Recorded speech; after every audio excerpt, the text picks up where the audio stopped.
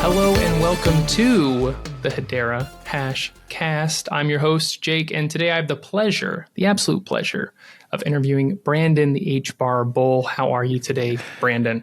I'm doing great. I just got back from vacation, had a blast doing that. Still tried to get some content out while I was gone, but I'm hitting the ground running. I have a few things going on today. I already got Brandon D in. I'm interviewing Sodax. I have something going on with BitGo a little bit later on today, and of course, I'm on with you. You know, it's funny that I'm interviewing you today, seeing as it is August 24th. Very special day for Hedera. It is. It's when the HBAR first came into existence, right? 8 years ago? On this very day, 8 years ago in 2018, the Hedera mainnet went live and 50 billion of those wonderful HBAR tokens were minted. Yeah, it was cool to watch. I think it was already an anniversary, or it was something from Mance and Lehman. They had first met up to talk about Hedera. Then it was only an idea that Lehman had. He was talking about how he solved the issue of pretty much everything when it came to a decentralized network like this, pretty much taking everything to another level. And Lehman met with Mance in a Starbucks to talk about, what the plan forward could potentially be. They had a relationship that went back to USAFA, the Air Force Academy, and then they met back there 8 years ago today to actually start up Hedera mainnet. I'm a little annoyed that Starbucks is not a council member at this point. Right? It definitely should be. But, I'm sure they've put out feelers and asked about that. I'd be very surprised if they haven't. You know what? It's strange. You would think so. There's been some contacts that I would have expected Hedera to, go back to or revisit or things like that. And then I'll reach out and they'll be like, actually, we haven't had those conversations. So it's a big field out there, right? There's so many places where they can go for council members, for all kinds of things. But it would make sense. We want to go and buy our coffee with HBAR, right? I mean, the origin of the network is so tied to it. You'd think they would. They probably. If you haven't, guys, maybe reach out to them. It's time. Now, let's get into your own history a little bit. That's mostly what we're going to be talking about today. You've been covering Hedera for a very large percentage of its existence. Do you recall when it was that you put your first piece of video content out about Hedera? I do. So I first came across the Hashgraph white paper, I think in the end of 2017, made aware, of course, of Hedera when they had their announcement event in the beginning of 2018. When I read their white paper, I was like, if they ever have a public network, I want to be involved with it. Had been involved with crypto since probably 2015 is when I bought my first Bitcoin. Didn't buy enough, or I'd be in a lot better shape. I'd be in a lot better shape.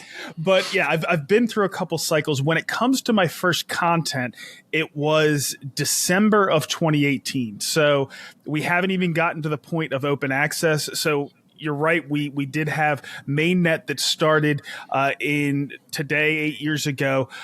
They did a lot of stuff behind the scenes testing. They set up the initial council members in the beginning of 2019, and then in September of 2019 is when they had open access. So anybody could buy the HBAR, anybody could build on the network. But yeah, it was well before that point when I put out my first content. It was in, like I said, December of 2018, and nobody could even buy the HBAR yet. It's crazy. But please don't go back and watch that first video. The production quality is not all that good. But I kind of put out the bull case on the HBAR at that point. Now, when the HBAR actually launched, people before that, SAFT 3, which I did get involved with. I was a SAFT 3 investor, and you bought at 9.6 or 12 cents, depending on the timeline. That didn't work out so well. Yeah, if we look at the current valuation, I think we're at about 8 cents today. So yeah. So that didn't work out so well. I think it launched initially, and it launched, in the beginning, it was probably spiked up to 35 cents or something like that. And then it went down. By the end of the first day, it was already below where we are today. It was already at 7 cents or something like that. And then it just continued to go down to January of 2020, where it hit 1 cent. And I just kept reevaluating all the way down, and I continued to buy. You don't buy the bottom. You never should think you're going to be able to buy the bottom. You buy around the bottom. And, I bought on my way down, not too crazy, but when it did get down to like about 2 cents in December of 2019, I started to back up the truck, and I really backed up the truck at 1 cent or around 1 cent, just above 1 cent in January of 2020. And I just. Well, I'm starting to understand why you've been one of the most calm presences when it comes to HBAR price evaluation. I'm starting to understand that.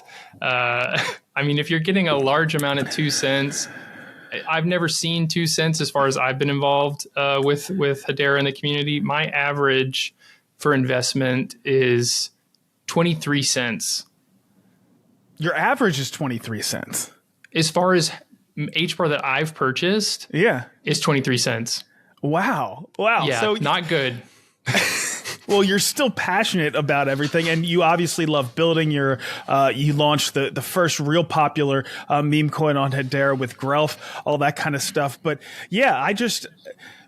my philosophy with any asset that I want to invest in and over time just continue to accumulate. So I do this with, broad-based ETFs like VT or SPY or something like silver. I've gone through phases where I just get more and more aggressive as the price drops, and then I get less aggressive as it goes back up, and then I'll go through a range where I kind of won't do anything.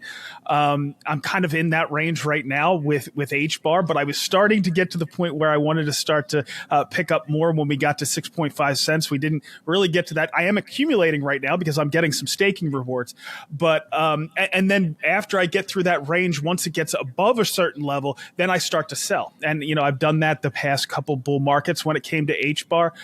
Right now, it's if we got up into the mid to upper teens, I would probably start to lighten up, and then I just get more and more aggressive with selling until wherever it goes. Now, it could be tough, but not it works out pretty well.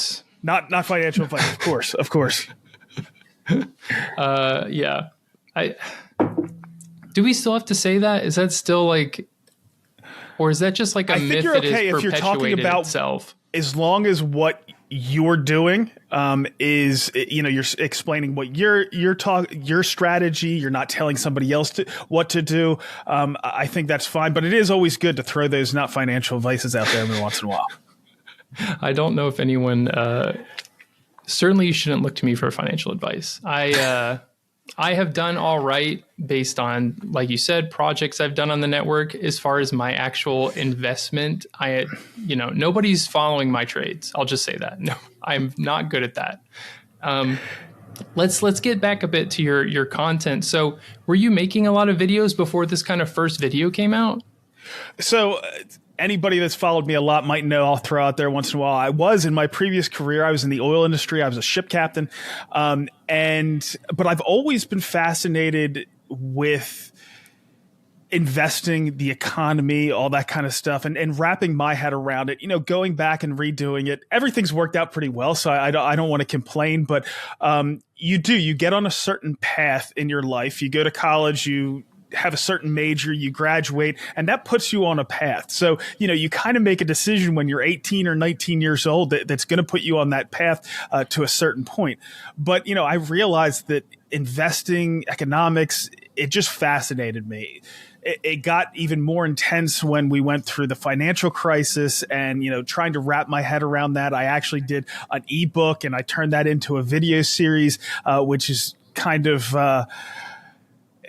that's what kind of tipped me off to, how to create content and all that kind of stuff. And crypto was just kind of a natural progression of that. Now, like a lot of people, I was wary in the beginning. And like I said earlier, I didn't invest as much as I probably should have, even based off of my conviction at that point in 2015, 2016. But the fact that you have these small economies, and that did kind of become my passion, and how you can work in these small worlds and create all kinds of fantastic products, and how we could unlock the economic potential of so many people that haven't had exposure to capital markets, to capitalism in general, that just got me really excited. And then when Hedera came along and I was like, not only can we do this, but we can do it at scale, it got me that much more excited. And I just started to create content around it. Like I mentioned, I did that first one, and then I did a few little things over time. And then finally, Jesse, from my former partner with Twigital, he was like, you know what, we should continue to create content, since at that point, Hedera had stopped creating content, and we started doing interviews and things like that. And that just kind of turned into the point where I kind of wanted to get into this full time, leave my previous career, and I kind of set myself up to do that. And yeah, I've just been creating content ever since, and trying to stay really involved with building on the network as well. So did you have any kind of like cognizance? I mean, you really pushed yourself into this new field that you were going to become like the face associated with Hedera content for a while. And how did that make you feel? Well, I guess it's just consistency. There has been plenty of good content creators. I think there was a gentleman named Gossip Guy in the very beginning that was kind of the face of Hedera content. And I'm kind of hard-headed. You destroyed him. You supplanted him. Well, it's not about that. His content was fantastic, and there's been plenty of others along the way. And at each time, somebody comes on board and I'm like, well, maybe I want to do something else. They'll take over kind of the content creation, and I can kind of focus on something else. But it's the consistency, doing it, once I got into the groove of doing the weekly updates and the interviews and all that kind of stuff.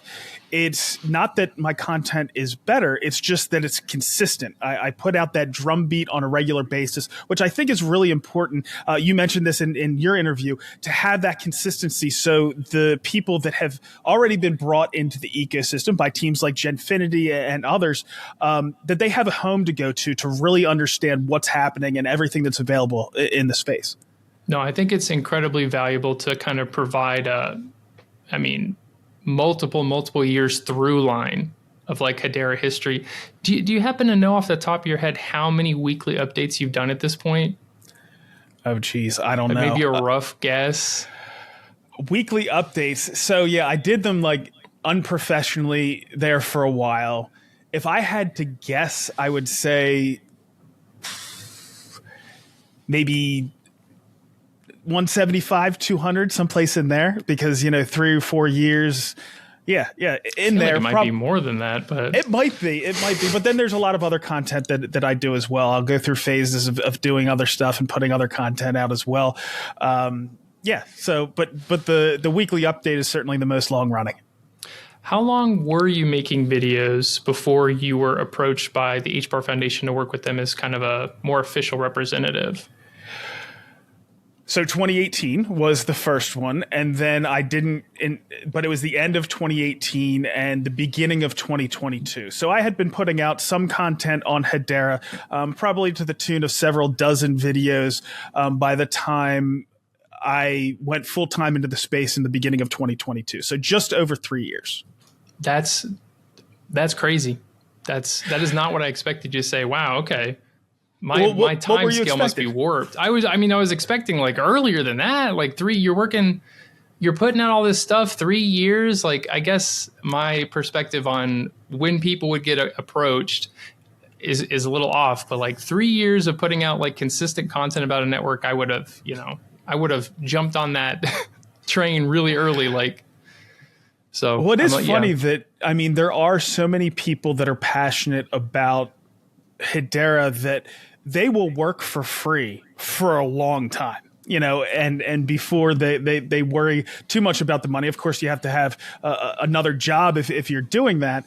And that's what going full time, it's so difficult.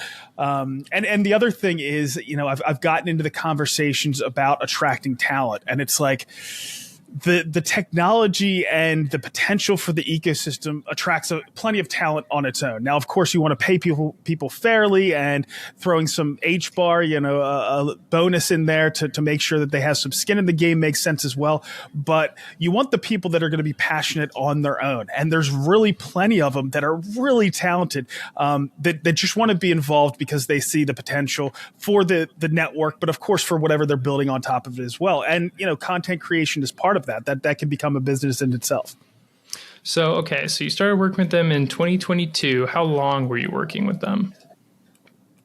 I was with the foundation, from 2022 until I think it was the beginning of fall of 2024. And I knew that, there was some things that were going on as far as compensation. And I spoke out against it. I knew that the potential consequences of that was that, the next time my contract came up, or right away, they would say, we no longer need your services. And that's kind of what happened. Which again, then after leaving my career for a while, I had to kind of figure out how I was going to do this and how I was going to make ends meet. And, there were some people in the ecosystem that were like, no, we have to keep you around. They covered me for a few months, and then I was on my own. And the community kind of helped me out. I did the Bullbarians. I took some donations and things like that. And then it was just 2025, spring of 2025, I got some support from THA, and then the Hedera Foundation, after they kind of revamped, I got some support from them. Less than I was making before, but it was enough to make ends meet with some other things I do, options trading and all that kind of fun stuff. So I was off to the races again. So, I found a way to make ends meet so I could get through that time. And I didn't miss an update during that entire time when I was going through some flux. Yeah, and thank goodness we were able to continue our continuity there. I'm not surprised that the community showed up for you. You've been showing up for us a lot. Let me ask you: are you familiar with high, low, and Buffalo? I am. I've heard about it, but I really. So you're going to ask me what my high is for Hedera, what the low is, and then I don't even know what the Buffalo is supposed to be. Something unexpected is the Buffalo. Okay. Something kind of a high point in your time here, a low point in your time here, and a time that you were surprised, but be positive or negative. The high is probably during the time that Atmaio was really cranking. Right. And we had like 2,000 transactions per second. The issue with that during that time was we knew that it was subsidized. So it still wasn't really meeting what I wanted. But all during that time, there was some really cool stuff going on with Karate Combat. And of course, they haven't been doing very well recently. But I've gotten some good news about, some of the things that they're working on. But during that time, there was a lot of excitement. And that was a result of a lot of the stuff the HBAR Foundation had done, but they were spending at a pretty darn good clip. So it's not surprising that we got some good stuff to come out of that, but the expense was probably a little bit high. The low, a low. For me, it was early on. So it was during that time after I invested in SAF3 and in December of 2019, when we were at 2 cents and continuing to head lower, that it was just difficult. Since then, I've felt pretty good. There's been times like when I spoke out in 2024 about compensation at the orgs. That was a little rough patch there, but it wasn't too bad. Recently, it's been pretty bumpy, and I know that there's been people that have. I think they were hitting their lows, a few weeks ago. I'm not feeling that. Not now. I feel that even though we haven't completely fulfilled the vision, I think that there's plenty out there to be excited about, and I think we're going to get there. And if we do fulfill the vision of what I think that Hedera can become, even if it's just a niche, a smaller part, it doesn't take over, a chunk of the world economy, we can have a lot of fun, a lot of success. Something that surprised me, I think it's probably happening right about now. Don't know if it's going to come to fruition, but I've gone through times when I'm like, okay, well, what's probably going to get Hedera over that hump? You could look at things like Atma.io. Is it going to be something like, FedEx? Is it going to be one of these enterprises? And that can get us over the line really quickly. If we have, all FedEx packages, I think there's 3.6 billion in a year. If they're being tracked at each part of their journey through the supply chain on Hedera, you're talking about billions and billions of transactions. That can make Hedera sustainable overnight. But for probably the past 2.5 years, I've wondered, is it going to be an enterprise that gets us over that hump to full sustainability, or is it going to be a startup that takes off and becomes an enterprise that gets us over that hump to full sustainability?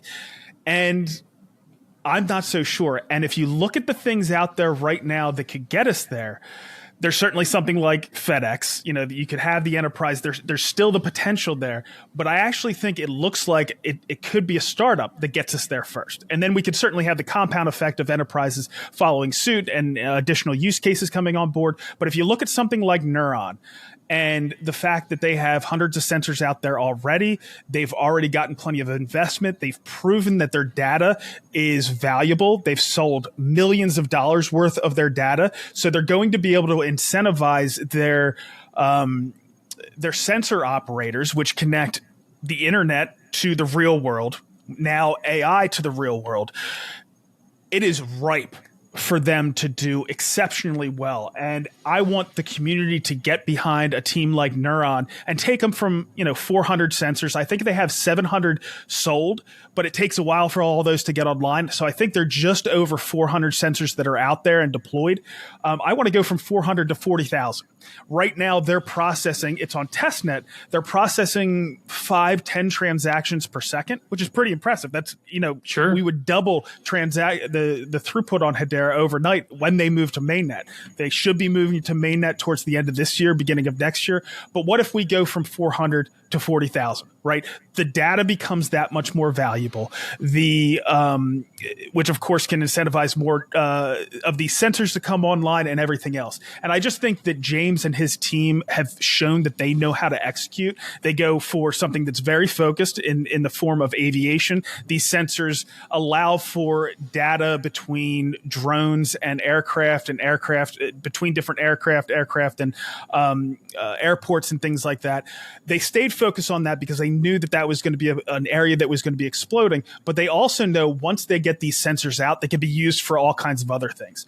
So, I could see a team like that becoming, now I know it's a different industry, but, the Google that's built on top of something like Hedera, which unlike the internet, the value can go to the base layer itself as well. So that's exciting.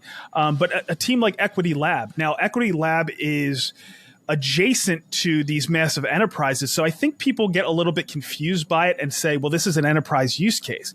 But Equity Lab, which is operating verifiable compute, which is provenance of data when it comes to AI, they're a startup, right? Even though they're right next to NVIDIA and Intel and Accenture is their go-to-market partner, they're a startup. So it seems like it's possible that it's going to be one of these startups or a Zenny or, there's so many other small players out there that go from being a small business to this huge enterprise that then can support Hedera on its own. So it still would eventually be enterprise, but the fact that it's starting off as these smaller startup projects, that would be the biggest surprise. It's looking more and more likely that they're going to be the ones that get Hedera over the line. So time will tell, but that'd be my buffalo. Okay. Now, we've talked about you've kind of been a near constant presence in the community. It's certainly been a constant presence since I joined. But I do wonder, as we get closer to a decade of Hedera is coming up, and if you were covering in 2017, like we're almost close to 10 years for you, how much longer do you think you'll be here giving us weekly updates? So, and I've thought about this a fair amount. My hope when I did move over was that I would get to the point where I, had financial independence, from the HBAR, and, I'd be able to do whatever I want. But the truth is, haven't gotten to that point yet. I set myself up pretty well to make this transition. My last career working in the oil industry can set you up pretty well. So my retirement's taken care of. My house is paid off, but I still need income. But my hope was that HBAR would get me over the hump, and I'd get that financial independence that don't want to actually say the word, but the FU money. So I'd be able to do whatever I want. But I don't think that I would stop doing it. I really do enjoy putting out the content. Now I'm working on something built on Hedera right now, and it's one of those through lines. I can't talk about specifically what it is yet, but it's one of those through lines that will connect things that happened in Hedera in the very beginning. And hopefully if we can make it all work, there's some regulations around it and some concerns that we just have to address before we get to that point. But if it becomes as big as I think it might, I might have to focus completely on that. And then the content would have to go on pause for a while until, maybe other management could take over or something along those lines. But, when you have a startup like that, and you want to make sure that it's the success give it every possibility of the success and give it the time that it deserves. Sometimes you have to call a timeout, but hopefully I won't be able to stop during that. I won't have to stop if it does become successful and we can get it to fruition. I'll be able to continue creating the content. But I think that after we got over that hump, I would want to come back to making content. So there is the possibility that I could take a break, but as long as Hedera finds that niche or becomes tremendously successful, I don't see any reason to stop doing the content. There's a few reasons for that. Creating content in the ecosystem, and you're probably finding this now, it puts you at the center of the ecosystem. So you have all these touch points with different people that are doing different things in the ecosystem, and being able to connect those different people and different teams has tremendous value, for the ecosystem, for you personally. And, I want to continue to collect on that value. And it's really one of the best ways to stay connected to everyone. The thing that I was just talking about, the startup that we're trying right now, that came to fruition, and that opportunity came to fruition because of the context that I made in the space. And somebody that, was keeping tabs on Hedera would always go back to me as their reference. And then all of a sudden they were excited about doing something on Hedera. And I had the connections to connect all the dots to try to make this come to fruition. Now, whenever you do something like that, it's not easy, especially when you're dealing in highly regulated environments. But we're getting really close to the finish line. There's just one more question we have to figure out. And if that works out, we should be launching here, hopefully Q1 next year. Well, I mean, that's exciting. I think, maybe people can look back at this video and be like, oh, so that's what he was talking about. Mm-hmm. Now, you're one of the most professional presenting people I know, and you don't talk about yourself that often on your show. So I have some biographical questions for you that I'm sure would interest some people in the community. Feel free to, there's a lot of weird people. If any of these are too personal, let me know. You can say pass, but how old are you? I'm 45. That you look very good for your age. I'll just say that. Thank you. Yeah. People hear that, I had a 20-year career before coming over here, and they're like, how? When did you start your career? Well, I started Do you have a good skincare routine? Because no, I think it's surprising. It's a blurry camera. That's the thing. You just have to have a camera that's sharp enough that it looks professional, but blurry enough that it covers up all the fine lines. Okay. I mean, if you say so. What state do you live in? Pennsylvania. Yep. Well, people see me with my... I do. I love it. Well, born and raised in this area, people see me every once in a while when the Eagles are doing well with my Eagles shirt on. So yeah, I'll give you Pennsylvania. I won't go any more specific than that. Good. That's I would say, as far as dealing with weirdos on the internet, you've gotten the worst of it. I would say. Yeah. Well, I feel like I'm at least second. I'll say that. You get yourself out there, and of course, there's going to be stuff. And plus, like we've talked about before, I don't mind a little dust up. So.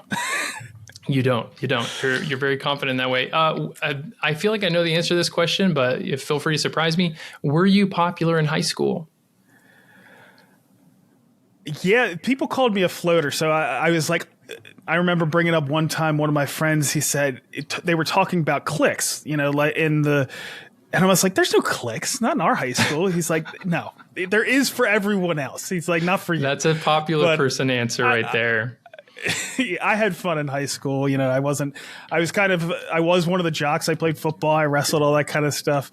But I wasn't a bully or anything. So okay, I wasn't one of the mean jocks. Let's put it that way. For the the nerd community out there, which I'm representing, I appreciate it. Did you have a favorite subject in school? I always liked science. Definitely. And that's probably one of the reasons why I probably shouldn't have gone into economics. I wasn't bad at math, but there's limits. So, but I always liked science. I was very bad at math. Still am. If you had to, alternate universe, work a completely different job than any you've done before, so not just what you work for now, what would it be?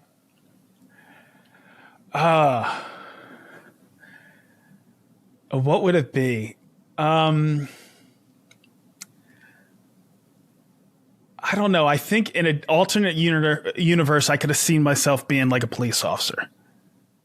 I could see that. I've thought about that in the past, but yeah, I figure if you really want to do it, you should go ahead and try, right? So I did the thing offshore. I could see FBI. I could see you as an FBI agent. It actually got really close. So the place that I went to school at a place called Massachusetts Maritime Academy. It was pretty regimented. Maybe not like the Citadel or the Naval Academy or West Point or anything like that. But it's pretty regimented. Everybody has their uniforms on and that kind of stuff. And they send like NCIS, they send the FBI. A lot of it, they'll go and recruit out of those places because they just know you have a certain level of discipline. So I think it was NCIS that came out and I was thinking about it. But it never happened.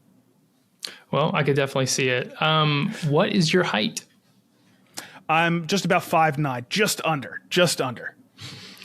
You might be one of the only people I've talked to that has said that they're 5'9". I know a lot of people who are 5'9" or are lower than 5'9", but they always say 5'10", so kudos to you.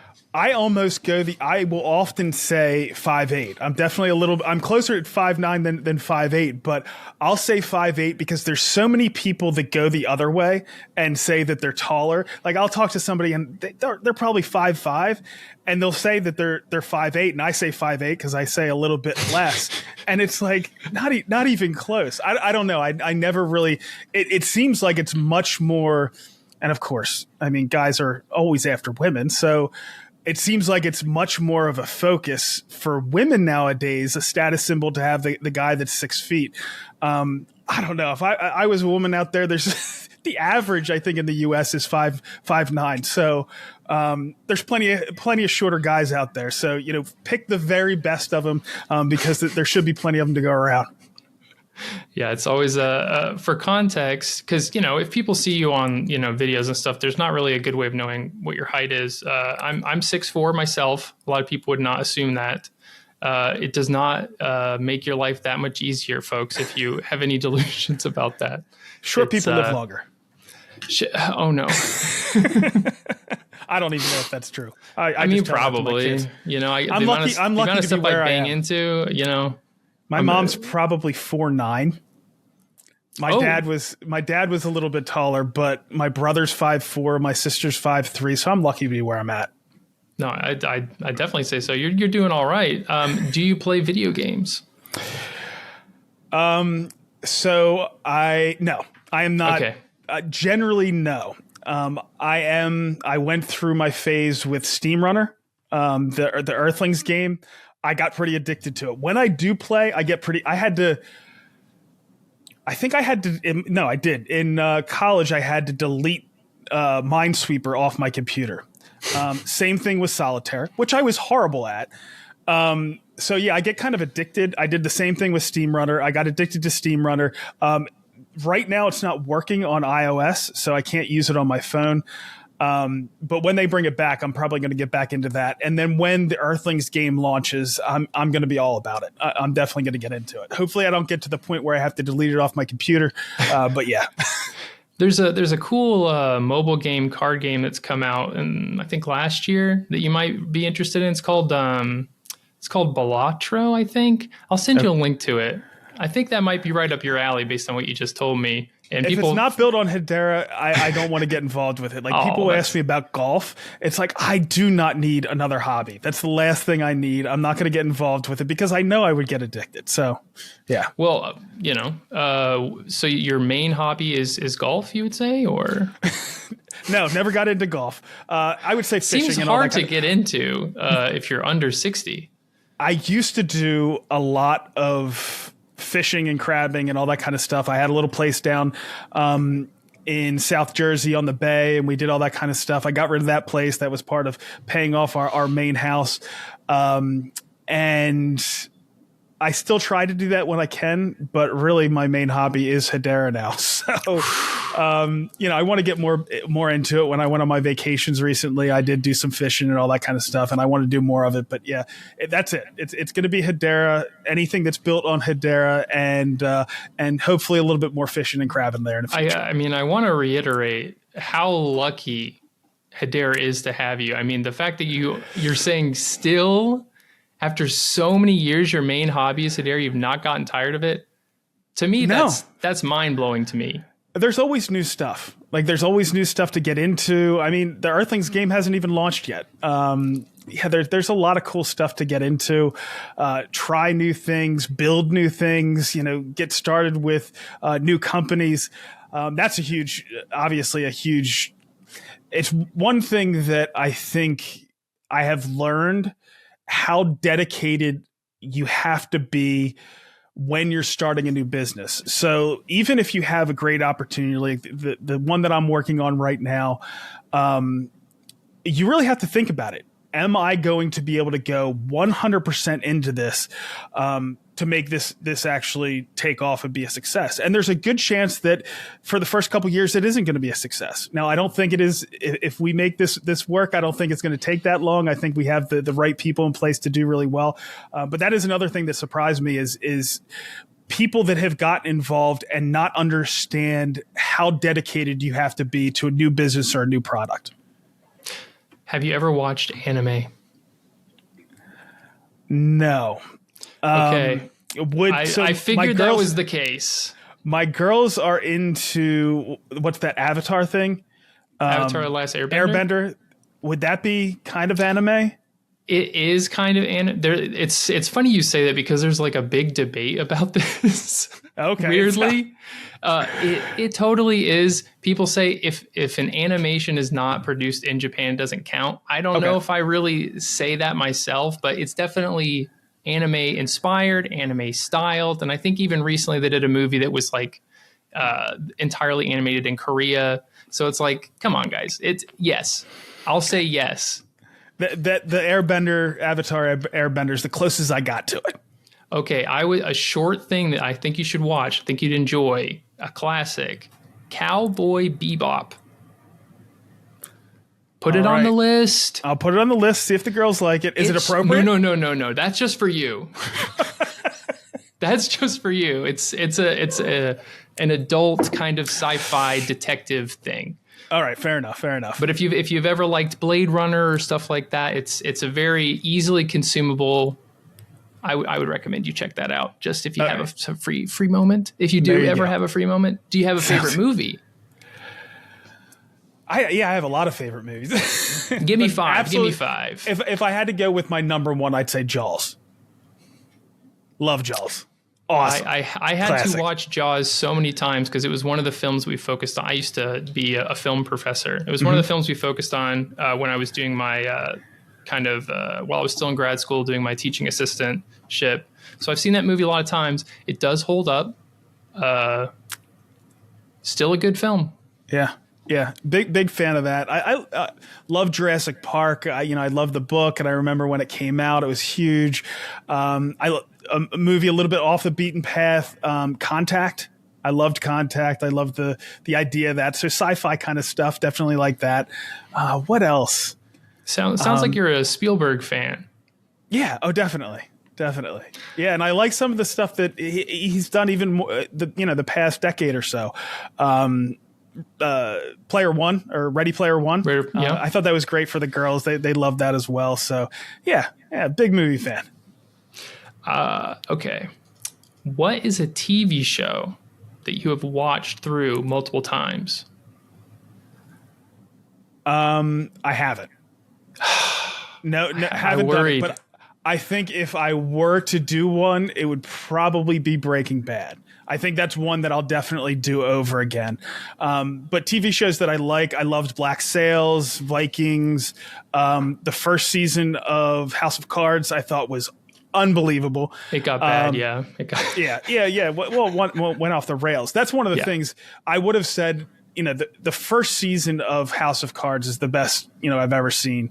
But the fact that Breaking Bad was able to, even though maybe the first season was close, but maybe not up to where I thought House of Cards was, the fact that they were able to do that for multiple seasons and maintain the level of interest and all that kind of stuff was unbelievable.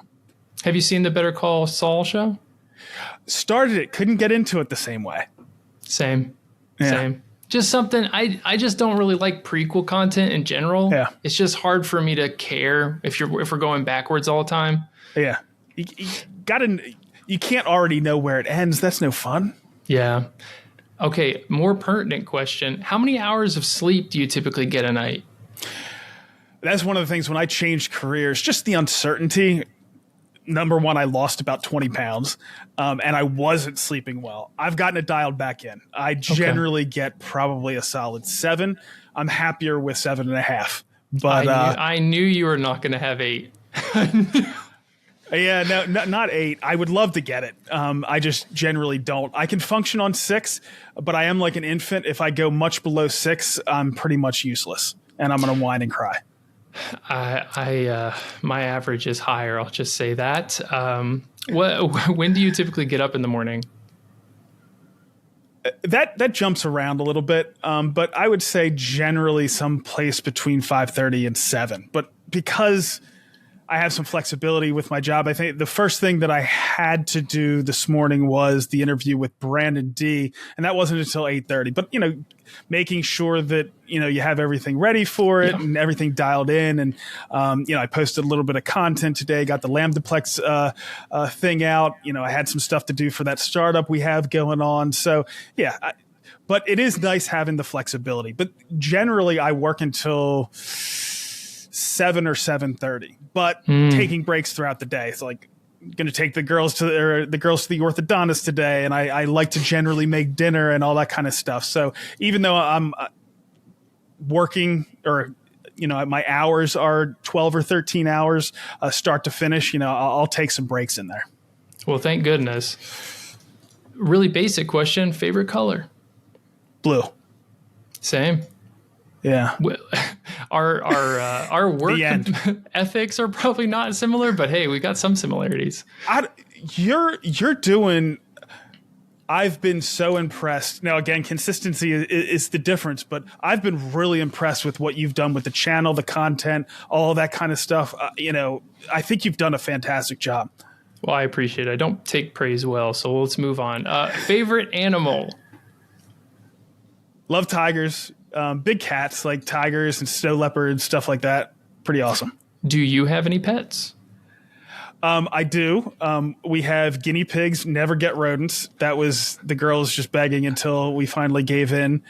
It would not happen if would never happen again. And then we do have a cat. Okay. What type of cat? It's a orange tabby. Ooh, he's spicy. He's a good little guy. Okay. Guinea pigs, didn't expect that. Don't want them. I don't want them. But actually, this summer, what I've done is they pretty much live outside. I just have a cage that I put over them, and then they eat all the grass. They're gross little things, but I like them a lot better outside. Makes sense. Okay, that's kind of the finish of the rapid fire biographical section. So let me transition to some more open-ended questions. what do you find, and I think we've talked about this a little bit off camera, but what do you find the most annoying about the process of producing your show? Oh, I'm probably giving you a different answer than I gave you last time, but most annoying, and I've done this to you, so it's kind of messed up. But setting something up and like sitting in front of the camera and then getting the notification that they can't come or something along those lines. That's probably the most annoying. I enjoy the process of editing and getting everything dialed in, doing overlays, all that kind of stuff. Uncertainty, I guess, is not knowing. I've gone through phases with that of not knowing if I was going to have enough content, especially if things get canceled. Even though I really don't have to have 40 minutes or an hour of content, I want to make sure I can fill it up and making sure that I get 10 or a dozen pieces of content to pull people through in the show, keep people engaged, that kind of stuff. That can be a little stressful, but overall, I enjoy it. I really do. For me, it's audio. It's always audio issues. Yeah, audio can be bad, but AI has helped a lot. It helps. It helps some. But there's, we're not going to get into that. That's for me though. Have you ever had an interview that went particularly poorly? Yeah, I've had plenty. Usually technical issues. They have a bad Well, let's connection. just talk about content, because I've had many interviews that by the end of it, I was like, what was I even doing? Usually it's about me. It's not so much about the guest, but like sometimes I'm just like, what even was that?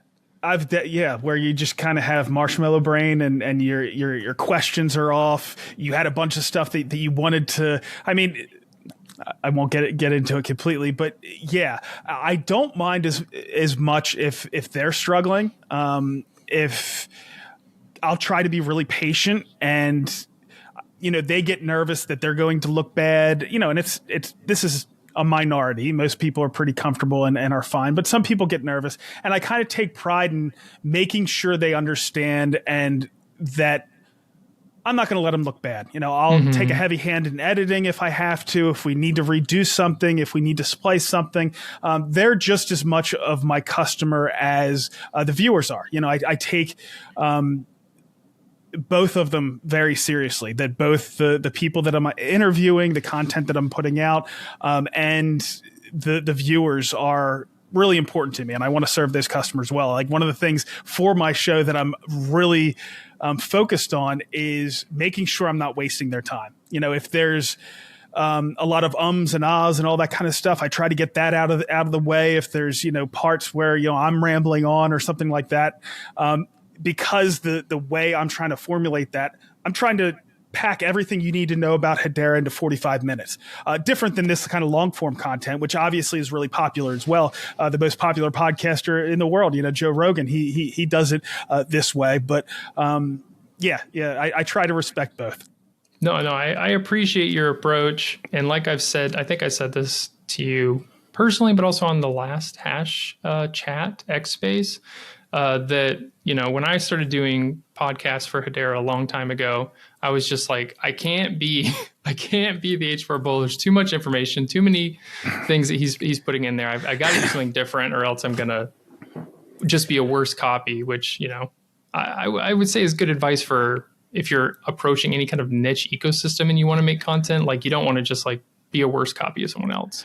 Yeah, well, find your place. We are trying to pull this ecosystem, Hedera, all together. So, we have to find ways to fill all those niches, to get as many people engaged as possible, to promote as many products as possible, promote the HBAR economy and everything else. So, yeah, that's the way to do it. Figure out what's not out there or what you don't think is being done well and fill that niche. What is one aspect of interviewing that you think you could improve on? Yeah, I could be smoother. I think that it's not something that I'm particularly good at. I don't know if I'd say that. It's definitely easier to get interviewed, but again, that niche wasn't being filled. So, and I do enjoy it. There's a little bit of an artistic released there, and I'm not an artistic person, but I do enjoy putting something together, making something that then people can engage with and get feedback and all that kind of stuff. So I enjoy that, but I could certainly be a lot smoother. Like, just that it's easy like this, just to have a conversation back and forth. But when, especially like in my weekly show, when I'm trying to put out specific information, I want to say specific things, being able to do that smoothly. And even when I'm interviewing somebody, when I want to get specific things out of somebody, and essentially make sure that the viewer is getting the right information, being smooth with those transitions and asking the right questions is someplace that I can certainly improve on. But I try to get the best out of my interviewees. Yeah, it's a bit harder for you because you are like going into it being like there's certain things that need to be accomplished and checked off. But I mean, I struggle with that too, where like I'll have questions prepared that I think are going to be interesting or I think could lead somewhere in an interesting direction. And it's just not getting there. And then, if you have all of your stuff and questions like focused on one kind of specific area or even a more general area that is the guest is not gelling with, and you have a problem. Yeah. Yeah, no question about it. I will say that I have another interview coming up, so I should probably be jumping in about 10 minutes. Okay, well, we'll finish our things. Thank you for the update there. Most of these you've actually answered.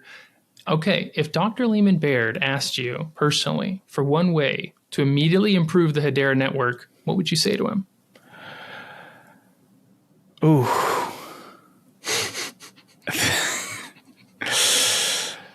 That's a tough one, because so one thing, well, the things that, of course you could say, launch a product that could make Hedera sustainable overnight, but that's a lot easier said than done. Mm-hmm. What's one thing that he could do that could make Hedera better overnight? I would like to hear more from him. Engage a little bit more. But that said, I assume that Lehman is working on some pretty important stuff. So as long as what he's working on ends up impacting Hedera in a really positive way, I can't imagine telling him he should be doing something different. But I don't think it hurts for the leaders to get out there and engage on a regular basis. Come on your show, come on my show, talk to Ryan, all of that kind of stuff. And I think that a lot of times people feel that it needs to be this hour-long power hour. Mm-hmm. It doesn't. It can be, I just want to talk about Clipper, or why people don't understand why fairness on Hedera is so important, and it can be a 5-minute clip. That's what I want for my content more and more. Anybody from Hashcraft, anybody from the association, from the Hedera Council, if you have just something that you've popped up in your head and you think it's something that needs to be engaged with more or thought about, it doesn't have to be about a product. It can be about a feature. It can be about something broad about crypto in general that Hedera can focus on. I think these quick 5, 8, 10-minute conversations can be tremendously powerful.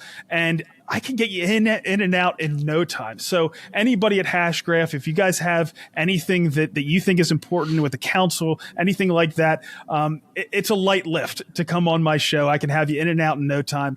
That's the kind of content that I think would go really far. I think that's a great answer. I feel the same way. And I'd like to thank my guest for being here, for being so open with me. If you haven't already, of course, make sure to subscribe to his YouTube channel. I'll link it in all the descriptions I can, but I probably feel like most of you are already subscribed. I would hope so, at least. This has been the Hedera HashCast.